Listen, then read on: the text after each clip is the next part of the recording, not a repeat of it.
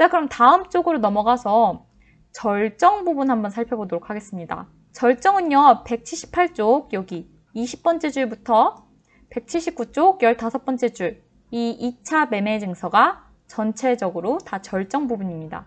여기가 이제 양반을 비판하는 가장 절정이라는 거겠죠. 부자의 요구로 양반의 특권을 담아서 2차 증서를 작성합니다. 부자도 이익이 있어야 되잖아요. 자기가 돈을 그렇게 많이 냈는데. 그래서 2차 증서를 작성하는데 어떤 점을 비판하고 있는지, 이 2차 양반 매매 증서는 양반 계층의 어떤 점을 비판했는지에 주목하면서 여러분들이 한번 같이 살펴보도록 하겠습니다. 하늘이 백성을 내 산홍공상 4가지 백성이 있는 바 그 넷 가운데 가장 귀한 것이 사인데 이를 일러 양반이라 하나니 그 이로움이 막대하다. 산홍공상, 산은 선비고요. 농은 농민, 농사 짓는 사람들이고요. 공은 공인, 공업인, 뭐 물건 만드는 사람. 상은 뭐겠어요? 상인, 물건 파는 사람입니다. 이렇게 4가지 종류의 백성이 있는데 가장 귀한 것이 이 선비라는 거예요. 글만 읽는 이 선비가 가장 귀하대요. 자, 첫 번째, 양반은 농사도 짓지 않고 장사도 안 해요. 그런데 글 공부 그냥 대충 해서 크게 되면 문과급제요. 작게 되더라도 진사급제입니다. 한마디로 뭐냐면요. 장사도 안 하고요. 농사도 짓지 않아요. 생산적이고 경제적인 일을 하지 않아요. 놀고 먹는 양반의 모습을 비판을 하는 거죠. 그래도 급제를 할 수 있다는 거야. 벼슬을 받을 수 있다는 거야. 이렇게 일을 하지 않아도.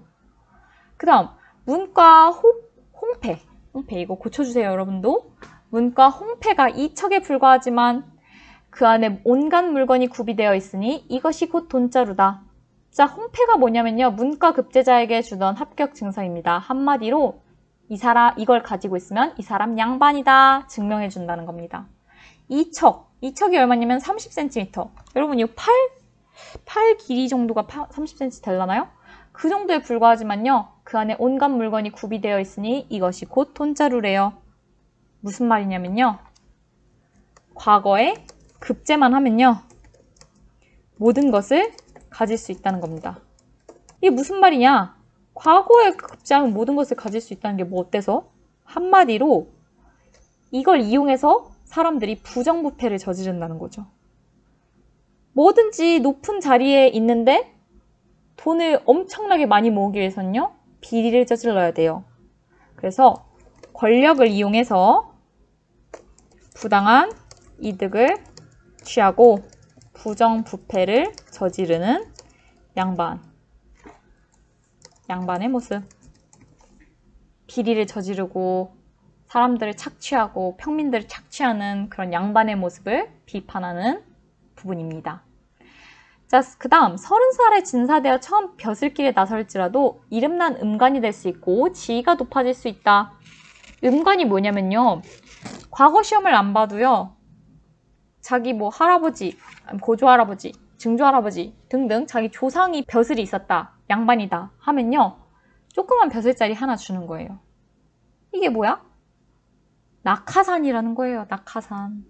한마디로 권력이 세습되는 양반의 모습을 비판하고 있는 겁니다. 일산바람에 귀가 휘어지고 일산은 이제 양산.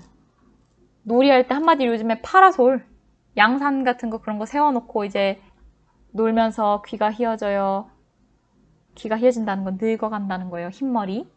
그 다음 설렁줄에 대답하는 아래 것들에 예의 하는 소리에 배가 부예지며 설렁줄은 딸랑딸랑 일로 좀 와봐 하면은 예의 하고 아래 것들 이제 노비들 뭐 달려가죠. 그럼 배가 부예져요. 살찐다는 거예요. 그리고 얼굴이 이렇게 휘어진다는 거죠. 방에는 단장한 기생의 귀고리가 떨어져 있고 기생도 불러서 놀고 뜰에는 학을 길러 그 울음소리를 듣는다. 한마디로 뭐예요? 향락에 젖어서. 향락이 뭐냐?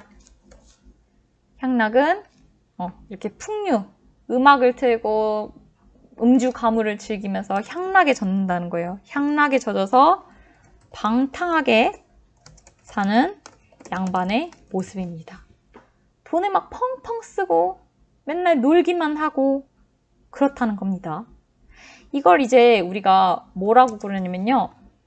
사자성어로 무의도식이라고 하는데요. 무의도식이 뭐냐?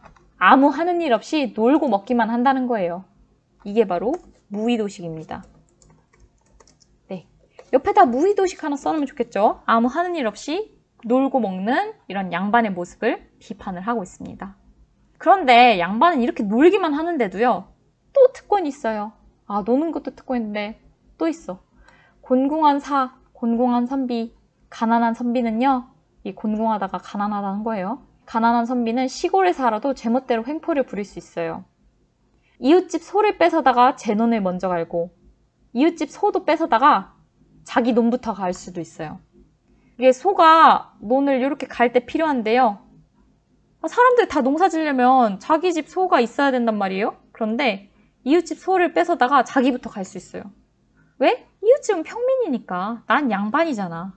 내가 소가 없어도 옆집 소 그냥 빌려다가 내 논 먼저 갈 수 있는 거야. 옆집? 알아서 하라지. 이런 식으로. 그 다음에 백성들을 끌어다가 제 밭 김을 매게 한들 누가 감히 대들소냐. 그냥 옆집 사람들 끌어다가 야, 너 내 집 농사 좀 지어. 하면은 질 수밖에 없다는 거야. 왜냐면 양반은 신분이 높으니까. 코에다 잿물을 들이붓고 잿물, 그 종이 태우면은 재가 나오잖아요. 거기다가 물을 탄 거야. 그거 얼마나 맵겠어. 여러분, 재 이렇게 불 태우면 되게 매운 내 나잖아요. 자기 마음에 안 들면은 코에다 잿물 들이붓 대고 머리끄댕이를 돌리면서 귀밑머리, 요 귀에 구렛나루 뽑은들 감히 원망할 자 없을지어다. 지금 요렇게 해도 김매게 하고 머리끄댕이 잡고 이래도 아무도 원망할 자가 없을 것이라는 겁니다. 이 부분은 결국 어떤 부분이냐면요.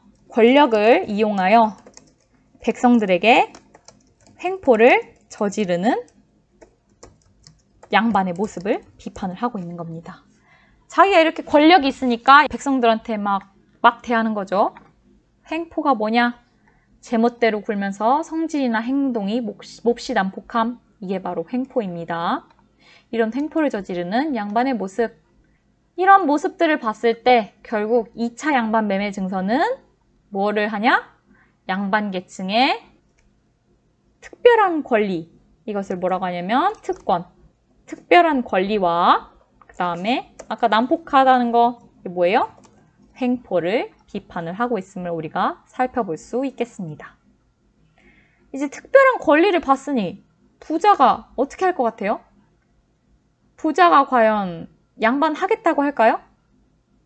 어떻게 할지 결말로 넘어가서 살펴보도록 하겠습니다. 의외로 부자는 증서를 작성하는 중간에 부자가 혀를 내두르면서 말해요. 그만두세요, 그만둬. 맹랑하기도 합니다. 장차 나를 도둑놈으로 만들 셈입니까?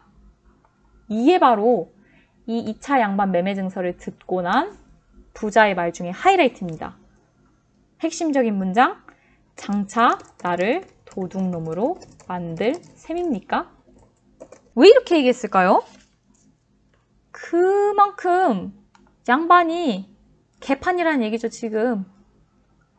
뭐 이웃집 소 뺏어다가 내 논 먼저 갈아대고 코에다 잿물 들이붓고 머리끄댕이 돌리고 이래도 아무도 뭐라고 안 하는 이런 양반의 모습. 부자도 참 양반도 진짜 맹간치 한다 생각하고 질렸겠죠. 한마디로 양반이 부당한 특권을 가지고 횡포를 저지르는 도둑놈과 같은 존재로 생각되었기 때문일 것입니다. 들어왔는데 양반 너무 심한 거야. 내가 양반 돼서 이런 걸 다 해야 된다고? 예의는 예의대로 차리면서 남한테 이렇게 못된 짓 하고 살아야 된다고? 부자도 질린 거죠. 부자는 그래서 고개를 절레절레 흔들며 가더니 죽을 때까지 다시는 양반이 되겠다는 말을 하지 않았습니다. 라고 끝납니다. 부자가 결국 양반이 되는 것을 포기한 것이죠. 그러면 이 소설에서 군수는 도대체 무슨 역할을 하느냐? 라는 것입니다. 표면적으로는요. 군수 무슨 역할만 하고 있냐면요. 양반과 부자 사이의 신분 매매를 증명하는 증서를 만들어서 매매를 확실하게 하고자 하는 역할을 하고 있어요. 겉으로는 너가 나중에 부자야, 너 증서 안 만들어 놓으면 너 사기당해.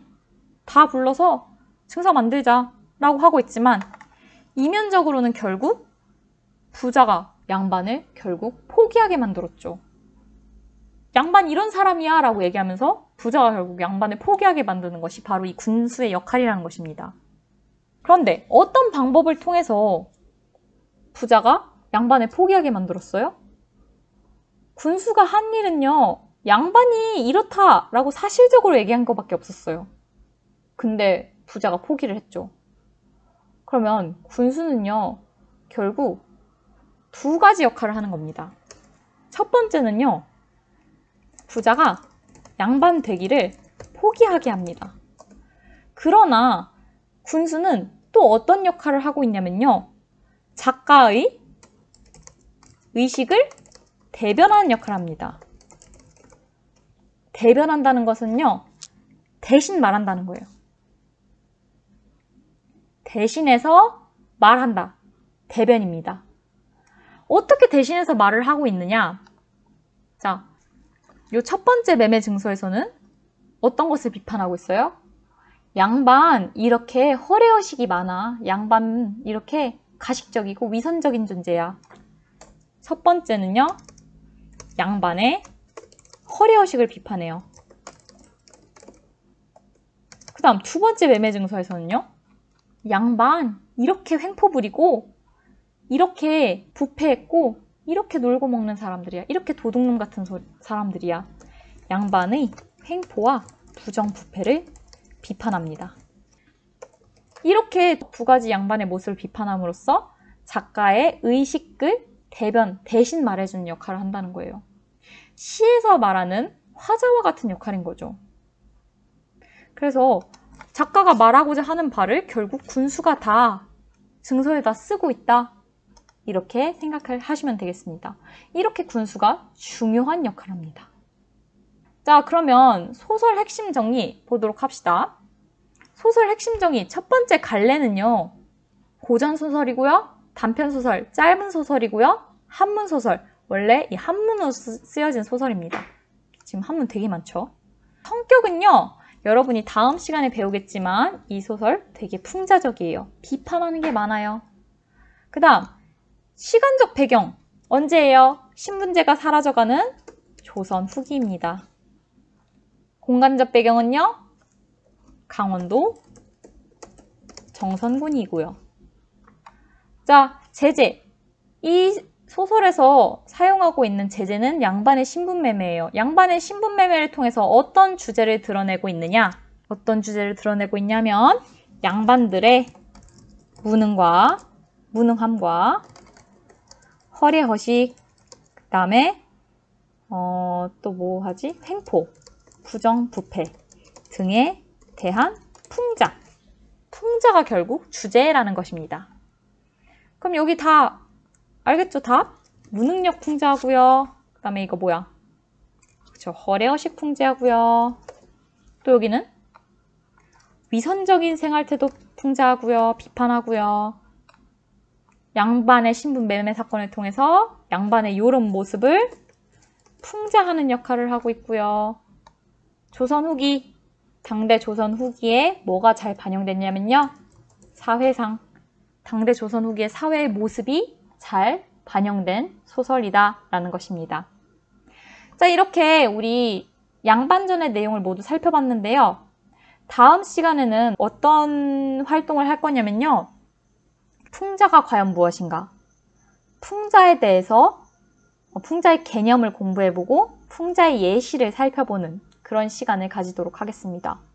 그 다음에 또 풍자의 개념을 통해서 이 소설, 양반전이라는 소설에서 풍자가 어떻게 사용되고 있고 그 효과가 무엇인지까지 살펴보도록 할 테니까 이 소설을 이번 시간에는 잘 정리하고 다음 시간에 만나도록 합시다.